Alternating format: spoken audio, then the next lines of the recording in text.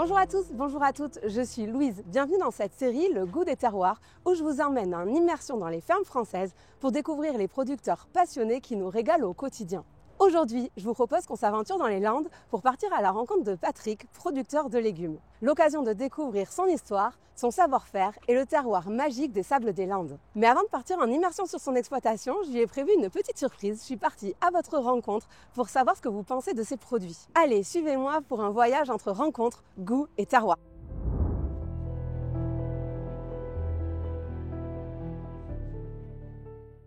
Salut Patrick. Salut Louise, ça va? Oui, ça va et toi? Super.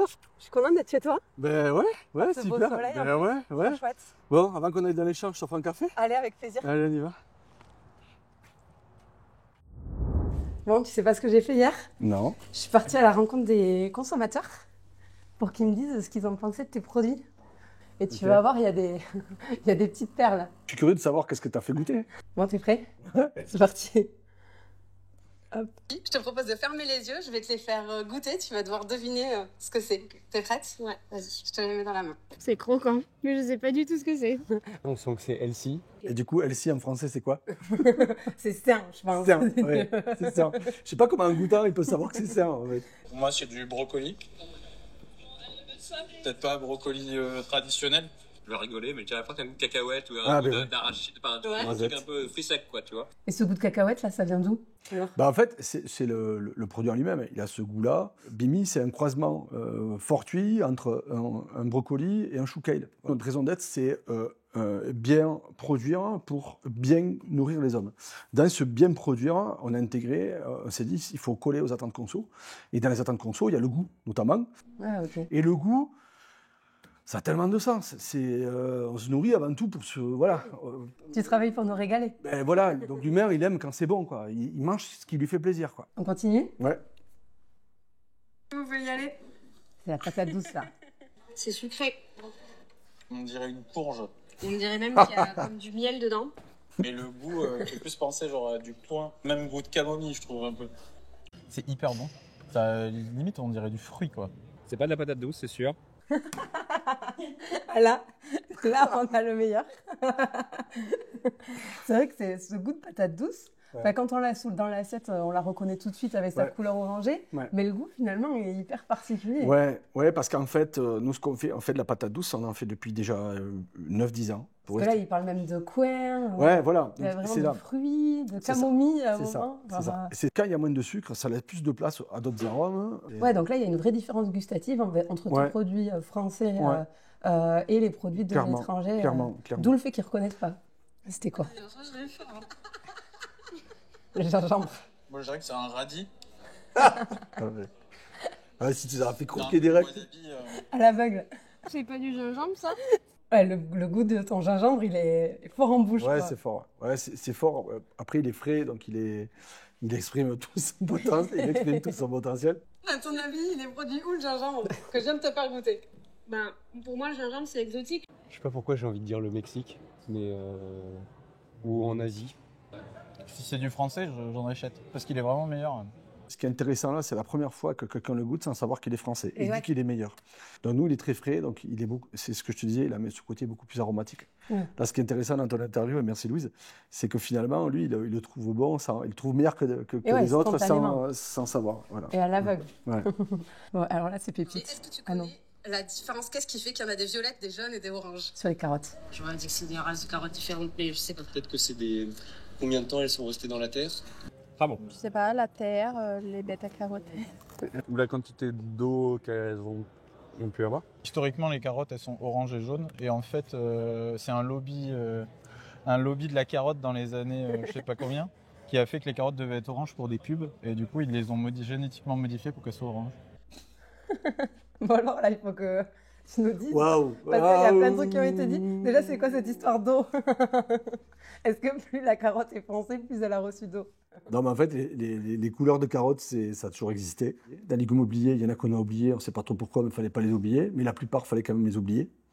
Et, Parce que gustativement, elle voilà, par exemple, la carotte blanche et la carotte violette ne sont pas des légumes oubliés. Ce qu'on a juste oublié, c'est que c'est des variétés fourragères. Donc c'est qu'autrefois, nos aïeux, nos grands-parents ou nos arrière-grands-parents, ils donnaient ça à bouffer aux vaches. Et alors, il y en a une là, qui nous dit que c'est plein de bêta-carotène. C'est vrai, c'est bon pour le teint, les cuisses roses. La carotte, c'est excellent pour la vue et pour le teint, c'est très riche en bêta-carotène. Et alors, est-ce que ça rend aimable? Oui, bien sûr. Bien sûr. Surtout, la carotte est landaise. Bah, écoute, en fait, ce que tu as fait là, c'est génial. Feedback un peu comme ça, innocent de ces consommateurs sans savoir. Je trouve que c'est vraiment génial. Et ça nous nourrit, en fait. Allez, je t'emmène et puis on va voir la vraie vie dans les champs. Ah, et on va voir les réponses à nos questions. C'est ça. C'est parti.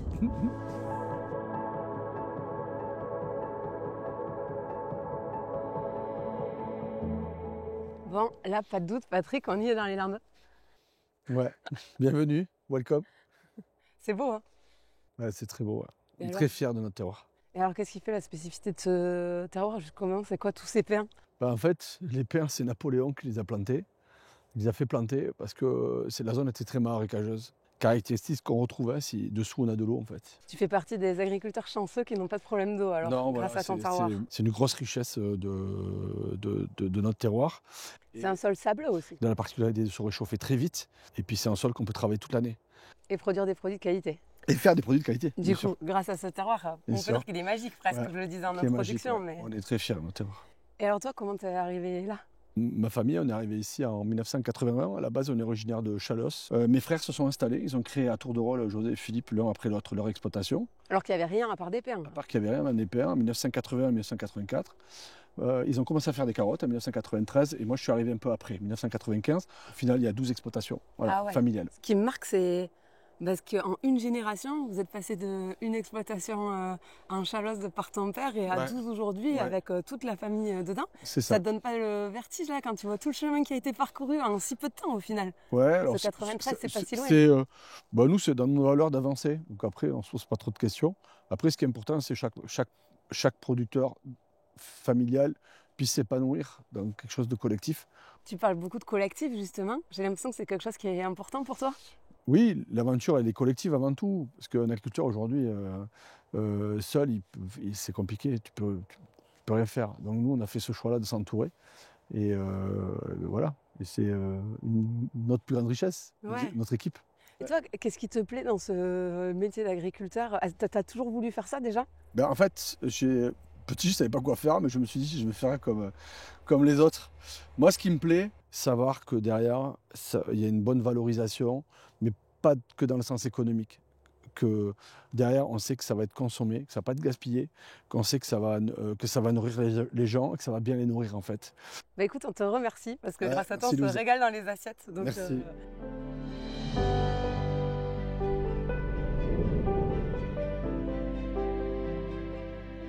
Bon, Patrick, maintenant qu'on sait un peu mieux qui tu es, est-ce que tu peux me raconter ce que vous produisez aux fermes Larère? Notre produit emblématique, et c'est le premier, en fait, c'est les carottes qu'on produit depuis 1993. On produit de la carotte 11 mois sur 12.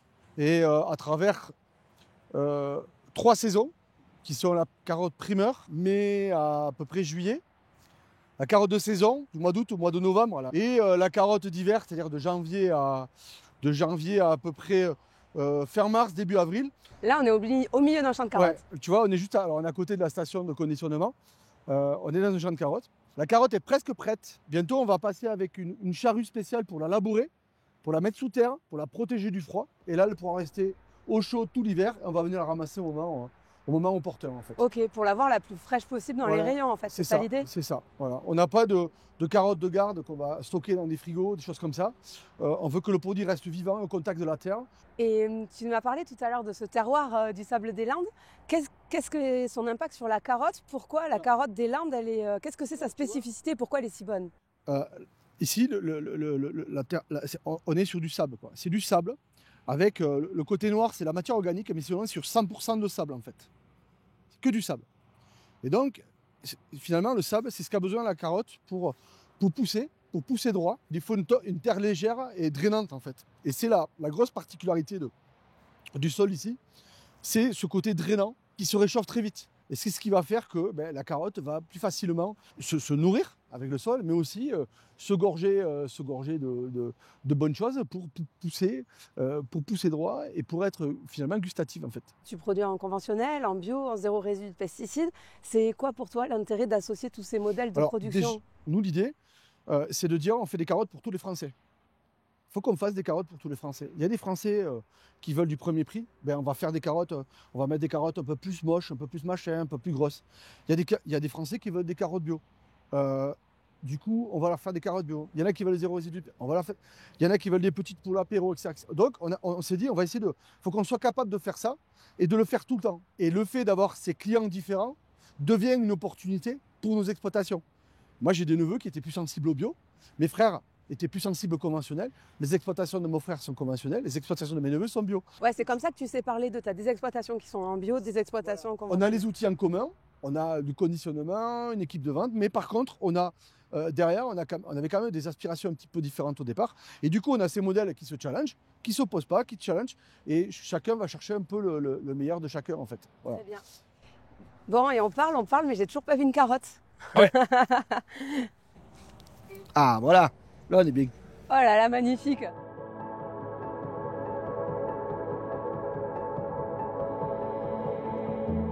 Là, c'est prêt. Tu vois, elle est boutée. Tu vois, elle n'est pas pointue. Elle est en train de bouter. Donc, elle est en train de se terminer. Et alors, cette carotte, qu'est-ce qui fait dans ta manière de la produire ou dans le terroir dans lequel on est, qui fait qu'elle est meilleure que les autres? Qu'elle a du goût, qu'elle a aussi bon goût? Alors, il y a l'amour qu'on y donne. Évidemment. Mais le savoir-faire de l'homme, quand même, ouais, c'est important. des hommes, de nos équipes, en fait. Hein, parce que tout ça, c'est le travail d'une chaîne, en fait. Depuis le champ, la station, les équipes commerciales et tout. C'est vraiment cette richesse-là en premier lieu.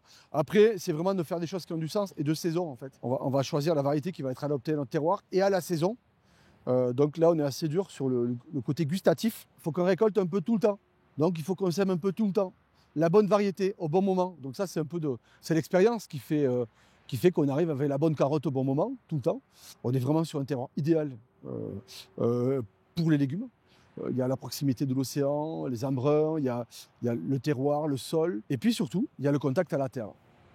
Notre carotte reste connectée à la terre jusqu'à J-2 avant le magasin, en fait. Voilà, on ramasse tous les jours un produit frais. Il n'y a pas de stockage, en fait. On raccourcit au maximum le temps entre le consommateur et le client. On s'est adapté à ça, en fait.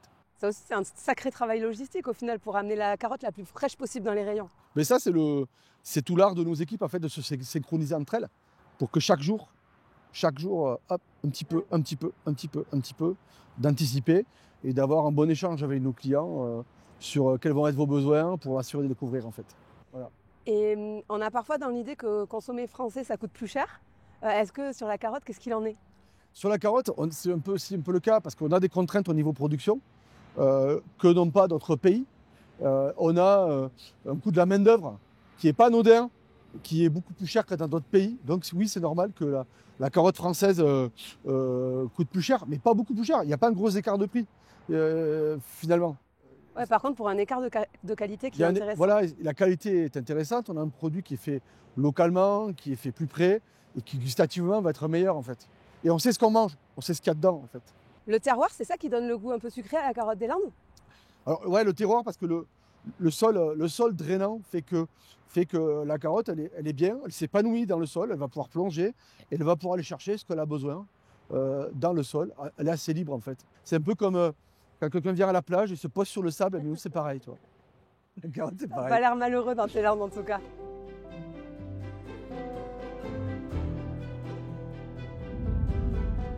Bon, et là, tu m'amènes où, Patrick? Je t'amène dans notre serre expérimentale. Ouais, ça fait rêver. C'est ici qu'on essaye de défier le temps.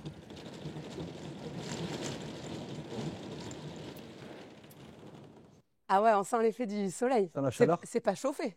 Non, c'est pas chauffé, c'est une serre qui chauffe par rayonnement naturel, en fait. Voilà, c'est une serre photovoltaïque. On produit, donc elle produit de l'énergie. Donc c'est ta serre expérimentale. Ouais, voilà. Tu fais tes tests. On fait nos tests. Moi, je me suis un peu plus occupé peut-être du gingembre. Et le gingembre, on le fait pousser entre les rangées d'agrumes, quoi. Magnifique. Tu sais, pendant les micro-trottoirs que j'ai fait là, il y a un consommateur qui a goûté ton gingembre et qui m'a dit ah mais en plus il est français et puis il est meilleur quoi. Alors qu'est-ce qui fait que ton gingembre il est meilleur que les autres? Déjà il n'a pas traversé la planète. Il y a ça, le côté qu'il est frais. C'est un gingembre qui a en gros 7-8 mois de cycle de production. Au lieu de 12 ou 13 sur un gingembre qui vient de l'autre bout de la planète, qui a besoin d'être séché, sec, pour traverser la planète. Et nous, il n'a pas ce besoin-là. Nous, il faut qu'on le récolte avant l'hiver, avant le froid. Sa peau est beaucoup plus fine, le produit est beaucoup plus frais, il est plus juteux, en fait. Et du coup, il y a plus d'arômes.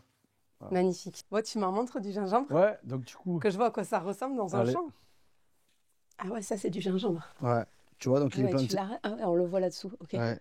On le plante en lit, comme ça. On va faire un creux, on va mettre un plan. Il va pousser gentiment, pousser. On va remettre de la terre dessus de temps en temps. Hop, hop, hop. Un petit peu d'engrais. Alors, c'est bio, hein. Donc du coup, il va se nourrir d'engrais organiques. Et du coup, voilà, il va pousser gentiment. Voilà. Et celui-là, la particularité, c'est un essai. Il a 16 mois. Il a été planté au printemps 2023. Ah ouais. Voilà. On expérimente de recréer le cycle qu'il a naturellement dans la selva péruvienne, où il peut rester 18 mois en terre, en fait. C'est magnifique.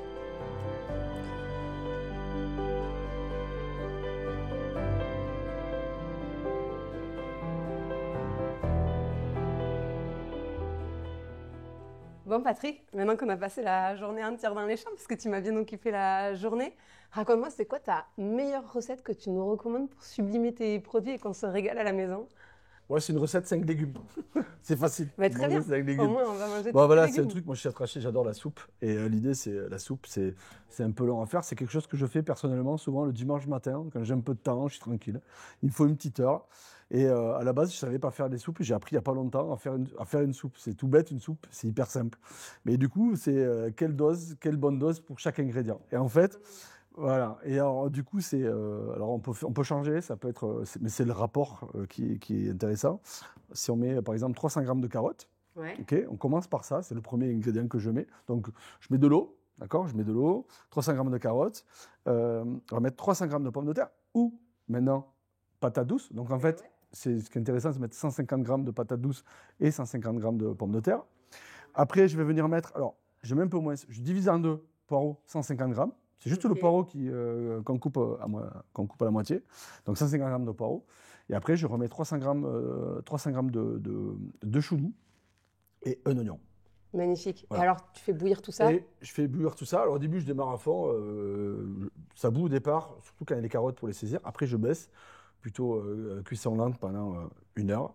Et après, ce qu'il faut au bout de 30-40 minutes qu'on ait mis tous les ingrédients, je rouvre la cocotte et là, je mets 4 ou 5 manchons de canard confit. Ah, voilà. C'est ça le secret, voilà. Le secret landais. Et c'est ma garbure à moi. Voilà. Et c'est super pratique parce qu'après, on peut en manger le jour même, mais après, un peu toute la semaine, ça se garde très bien. Et puis voilà, c'est hyper pratique et ça fait... c'est gourmand, quoi. Voilà. Je savais pas que les Landais mettaient même du canard dans la soupe, quoi. C'est vraiment le canard à toutes les sauces. Voilà, c'est la garbure à ma façon, quoi. Voilà. Et pour finir, est-ce qu'il y a un moment que tu apprécies particulièrement pour partager tes produits ou une anecdote qui te revient quand tu as partagé tes produits? On a ce côté convivial, accueil et tout. Et c'est la première fois que j'ai fait griller du bimi à l'apéro sur un bois zéro avec des copains.